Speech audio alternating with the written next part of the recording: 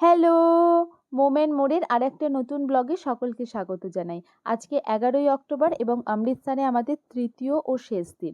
এখন বাজছে ভোর ৪:১৫ এবং এখন আমরা বেরিয়ে পড়ছি অমৃতসর স্টেশনের উদ্দেশ্যে। কারণ আজকে আমরা অমৃতসর থেকে চণ্ডীগড় রওনা দেবো এবং সেখান থেকে রওনা দেবো মানালির উদ্দেশ্যে। সুতরাং বুঝতেই পারছেন সামনে একটা লম্বা জার্নি আমাদের জন্য অপেক্ষা করে আছে। আজ সকালে ৫:১০-এ অমৃতসর স্টেশন থেকে আমাদের SF এক্সপ্রেস রয়েছে। এটা চেয়ার কার। ট্রেনটা ফাঁকাই ছিল আমরা যখন স্টেশনে পৌঁছালাম এবং স্টেশনে পৌঁছেও কোনো অসুবিধা হয়নি, লিফট ছিল, তাই আমরা লাগেজ নিয়ে খুব সহজেই পৌঁছে যেতে পেরেছিলাম। ট্রেনটা মোটামুটি পরিষ্কার পরিচ্ছন্নই ছিল এবং আমরা যখন অমৃতসর থেকে চাললাম লোকজন বেশি ছিল না, আস্তে আস্তে পরের স্টেশনগুলোতে একটু ভিড় হয়েছিল। কিন্তু যেটা সমস্যা ছিল বাথরুমগুলো একটু অপরিষ্কার ছিল এবং জল ছিল না। রেল মাদারদের ফোন করেও আমাদের কোনো সুযোগ সুবিধা হয়নি। যাক, কী আর করা যাবে। ট্রেনে উঠেই আমি ন্যানোকে ঘুম পাড়িয়ে দিয়েছিলাম, কারণ ওর ঘুম হওয়াটা খুব দরকারি ছিল, নাহলে ভীষণ ক্র্যাঙ্কি হয়ে থাকতো।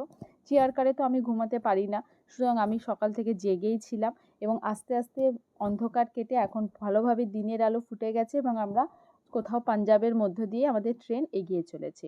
ট্রেনটা নিয়ে আমরা একটু চিন্তায় ছিলাম, কারণ লাস্ট কয়েক মাস ধরে ট্রেনটা চণ্ডীগড় অবধি আসছিল না, আগের স্টেশন মোহালি অবধি আসছিল। তবে আমাদের ভাগ্য ভালো ছিল যে এই ট্রেনটা আজকের দিনে আমাদেরকে চণ্ডীগড় পৌঁছে দিয়েছিল। ট্রেনটা একদম রাইট টাইমে ছিল, আমরা 9:30 নাগাদই চণ্ডীগড় পৌঁছে গেছিলাম।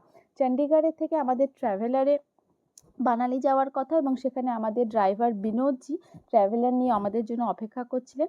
আমরা সমস্ত লাগেজপত্র নিয়ে চণ্ডীগড় স্টেশনে একটু ফ্রেশ হয়ে নিয়ে 10:45 নাগাদ মানালির দিকে রওনা দিলাম। এখন আপনারা দেখতে পাচ্ছেন যে আমরা হাইওয়ে ধরে এগিয়ে চলেছি। এই রাস্তায় আমরা প্রায় 14টা টানেল আর 37টা ব্রিজ পেয়েছি, কিন্তু সারাদিনে আমি কিছুই সেভাবে ভিডিও করতে পারিনি, কারণ ন্যানো ভীষণ অসুস্থ হয়ে পড়েছিল, বাসে কান্নাকাটি করছিল, কিছুই খাওয়া দাওয়া করেনি।